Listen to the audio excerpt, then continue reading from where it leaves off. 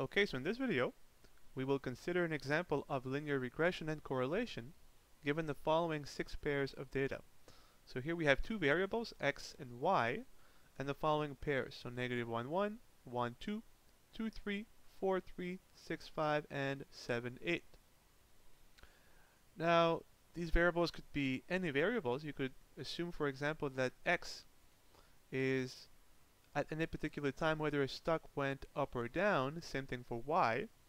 So this pair could be at a particular time, stock X went down by $1, stock Y went down by $1. At this particular time, for this observation, stock X would have went up by $1, stock Y up by $2. So we're following at different points in time the trend for the two stocks. So we have our 6 pairs. Now, of course, the question is, does there exist a linear relationship between the two stocks, between the two variables? And if there is, how good is it? So, of course, we will find the linear relationship with the line of least squares. And to measure how good of a linear relationship it is, this will be given to us by the coefficient of correlation.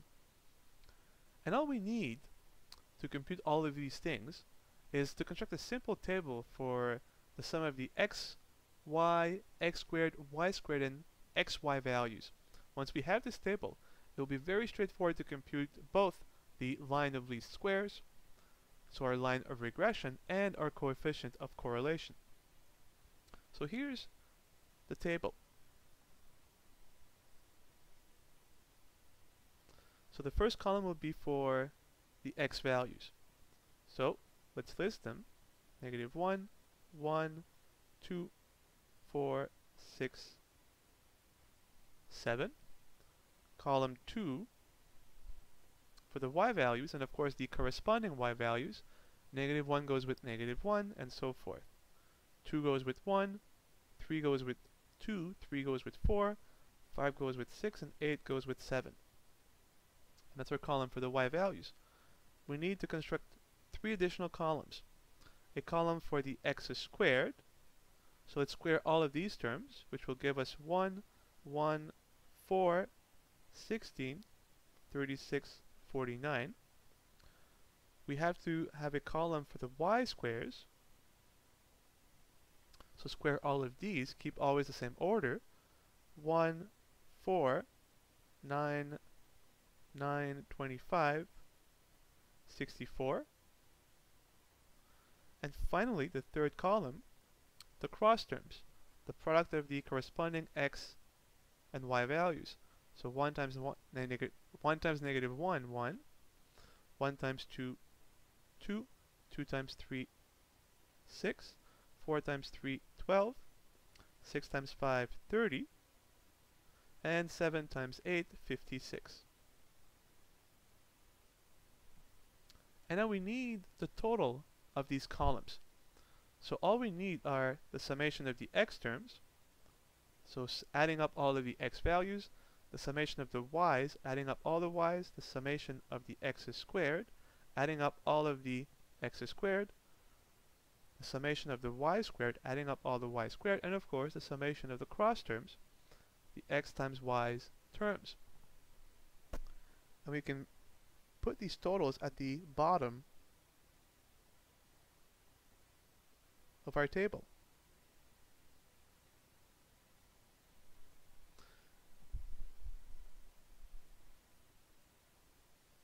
And we will signify that we have here the column totals using, of course, the sigma notation. So if you add all of the x's together, you will find a sum of 19. Add all the y's, you will find a sum of 20. Add all the x's squared, a sum of 107. Add all the y squared, a sum of 112. And if you sum the x's times the y's, you'll have 107. And here the fact that the sum of the x's squared and the xy terms are the same is purely coincidental.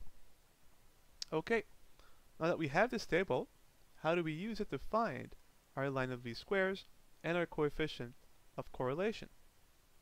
Well,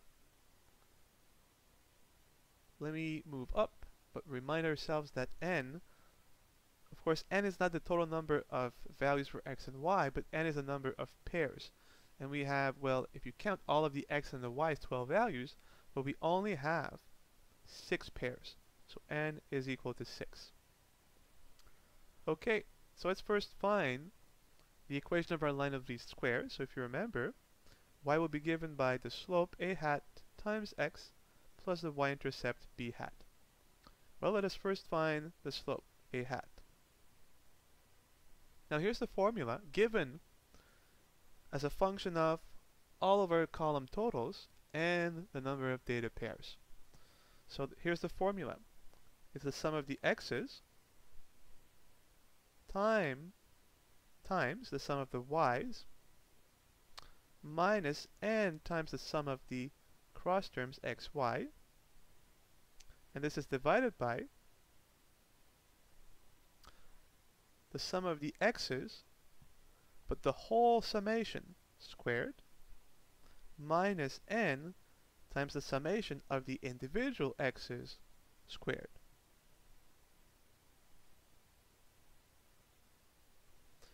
And now if you look, well, everything in this formula we already have computed. We have all of our column totals, we have n, so we can just replace. Sum of x, 19, times the sum of the y's, 20, minus n, which is 6, times the sum of the xy terms, 107, over the sum of the x's, 19, all squared. So 19 squared, minus n, which is 6, times the sum of the individual x's squared, this is this column total, 107. Now you can compute with your calculator the numerator and denominator, and you should find negative 262 over negative 281. And now with your calculator, you will find an approximate value, and here we'll round up to the 4th decimal place, 0.9324. So there we have it. We have the slope of our line of least squares. Well, let us now find the second value, the y-intercept, b hat. The great thing about this is the numerator for b hat is different than for a hat, but the denominator is actually the same. So it is over the sum of the x's all squared minus n times the sum of the x's squared individually. The numerator is different. It is the sum of the x's times the sum of the cross terms, x times y, minus the sum of the y terms times the sum of the x's squared.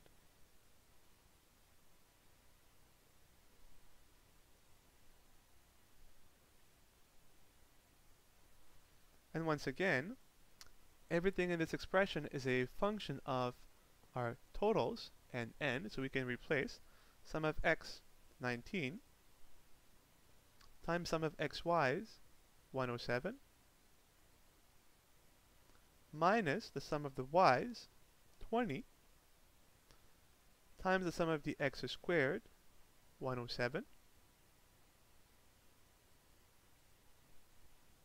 divided by, well, same as before, 19 squared,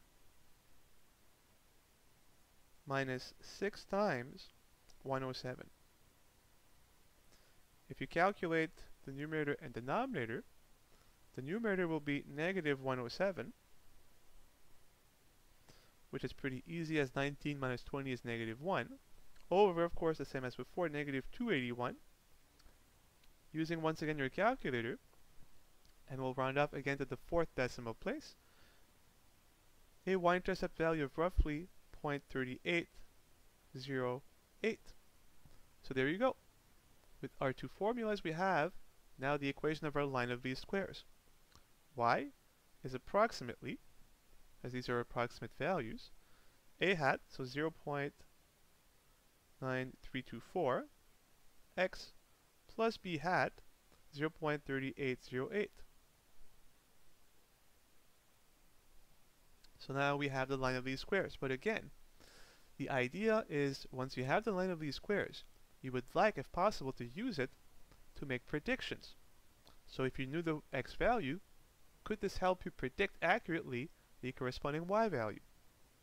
So somehow if you knew the trend of one stock, you could extract from your line of least squares the trend of the second stock. Well, the answer is your predictions are only as accurate as the strength of the linear regression. And that is given, of course, by the coefficient of correlation. So let us compute this. Now to compute R, we must compute first two additional quantities. The standard deviation for the sample of x values. So we would only take the x values.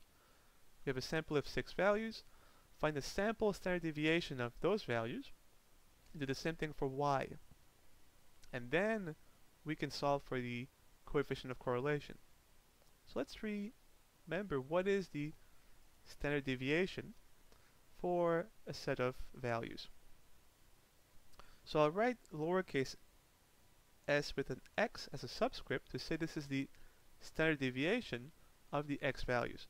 If you remember, first we take the variance. So we must sum the difference between each x value and the sample mean x value squared. We divide by the number of values, so n minus 1, but that is the sample variance. The standard deviation, of course, is the square root of the variance. So of course we could compute our sample mean from the definition and the variance from the definition, take the square root, and we have our standard deviation.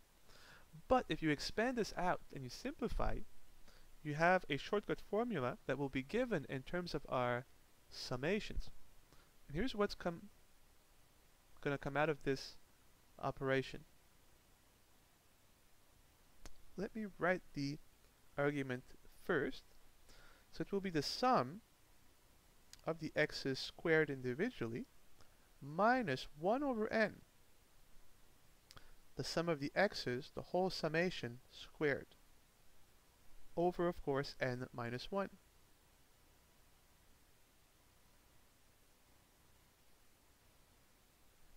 And again, the only difference from here to here is that we've expanded this out and we've simplified a little bit. So the square root of the sum of the x's squared minus 1 over n sum of the x's all squared over n minus 1. And this is now easy as we have everything, right? Square root of sum of the x's squared, that was the result of our third column, 107, minus 1 over n, 1 over 6, sum of the x's squared, this is the result of our first column, 19, over 6 minus 1, which is of course 5. And if you compute this, being a square root will give us a irrational number, but this will be approximately, and here we'll round up again to the 4th decimal place, 3.0605. And now we have our standard deviation for the sample of x values. Well, you can imagine that for the deviation for the sample of y values, it's a copy-paste of this. Change, of course, the x for y. So it'd be the sum of the y's squared minus 1 over n sum of the y's all squared over n minus 1 root of this. So I'll jump ahead. So sum of the y's squared, that was the result of our 4th column, so 112, minus 1 over n, 1 over 6, times the sum of the y's squared. Sum of the y's is the result of our 2nd column, so minus 20 squared, over, of course, n minus 1, which is 5.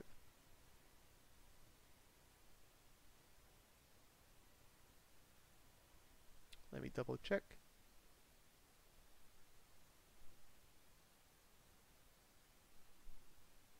Good. And if you compute this, you'll find an approximate value rounding up again to the fourth decimal place of 3.0111.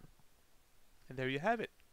So we have the deviation for the sample of x values and for the y values, and now we can find our coefficient of correlation. And there are actually two ways of finding r. The first way, which is now going to be shorter, if we have previously found the slope of our line of least squares. And then I'll show you a second method where we can find r independently of a hat. So here's the first method. If you have found a hat, r is simply going to be the standard deviation for the sample of x values over the standard deviation for the sample of y values, and all of this times the slope of your line of least squares. And we have all three. We have Sx, we have Sy, and a hat is right here. So if you plug this in the formula, you will find an approximate value for r of, again rounding up to the fourth decimal place, 0.9477. Notice that this is really close to 1, so we have a very strong here correlation. So which means that the points in our scattered plot would lie really close to the line of least squares, which says that the predictions that we can make from the line of least squares should be pretty accurate. Now what if you want to find r independently of the slope of the line of least squares? Well, we have the following formula. So here it is. It is given by the sum of xy minus 1 over n, the sum of the x's times the sum of the y's over n minus 1 times sx times sy. And here we'll leave the calculations up to you, right? We have this sum, we have these two sums, we have n with 6. Compute your numerator, denominator 5 times sx times sy. And if you do so, of course, you'll get the same value, approximately 0.9477. And there you have it. How to compute the equation for the line of least squares and the coefficient of correlation using the slope of our line or independently without the slope of our line. Now, if we had a very small value of r, suppose r was 0.02, then we'd have a very weak correlation, a very weak linear relationship between both variables, and we couldn't use the equation for a line of least squares to make predictions. As we have here a fairly strong correlation, we can use our line of least squares to make predictions. So let's do so.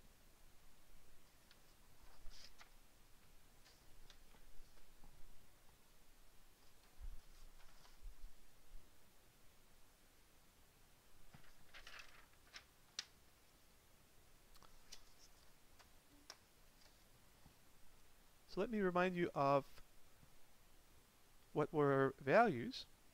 And you might ask, well, why? Well, this will be important. So x was negative 1, 1, 2, 4, 6, 7. Y was negative 1, 2, 3, 3, 5, 8. So notice that we've gathered values for x that are always between negative 1 and positive 7, and all our values of y are between negative 1 and positive 8. And we'll see shortly this is important. And we also found that our line of least squares was approximately 0.9324 x plus 0.3808. And we also had a very strong correlation, which again is the only reason why we can justify using the line of least squares to make predictions about x and y values. R was approximately 0.9477, which again is very close to 1. So let's look at an example of what's called interpolation.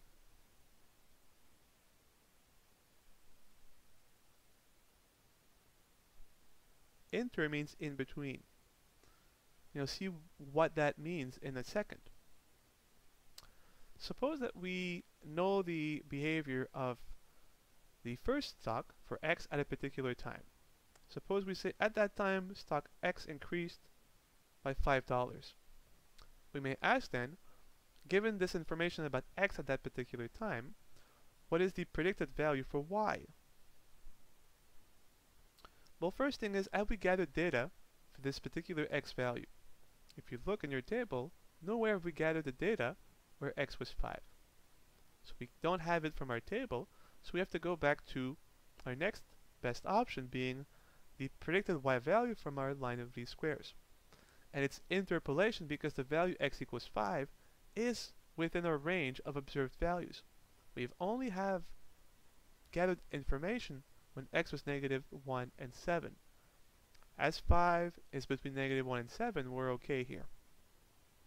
So we just replaced, right? So y will be approximately 0.9324 times x, which is 5, plus b, 0.3808. And if you calculate this with your calculator, you will find an approximate y value of 5.0428. And that is the predicted y value, given that x was observed to be 5 from our line of least squares. And that is an interpolation, when the x value is within the range of observed x values. What about an extrapolation? Well, if inter means inside, extra means outside.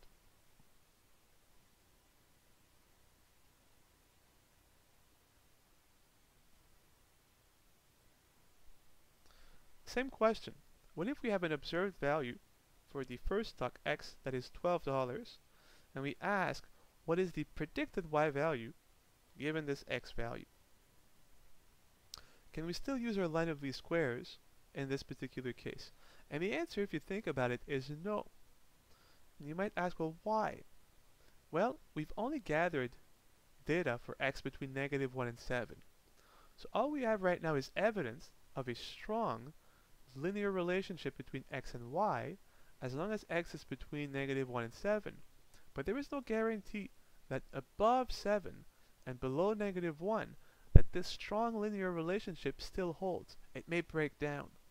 It is not because a linear relationship exists between two variables over a certain interval that it does exist forever.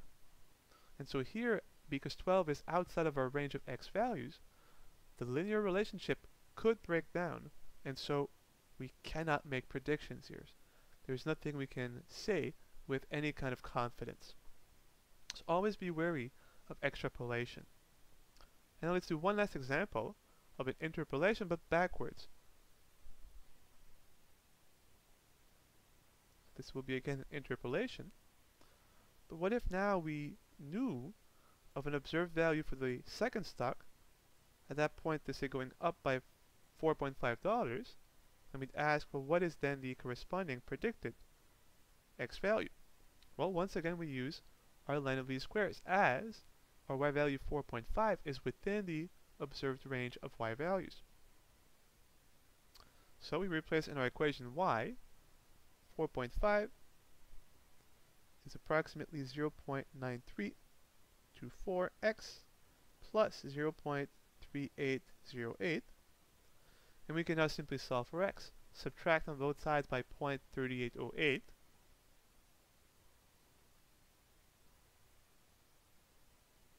which gives you approximately 0.9324x, and of course you solve for x by dividing across by 0.9324.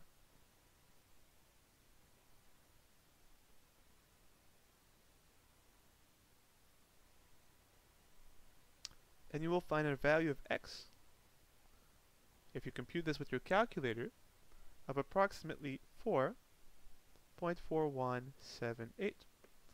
And that's it.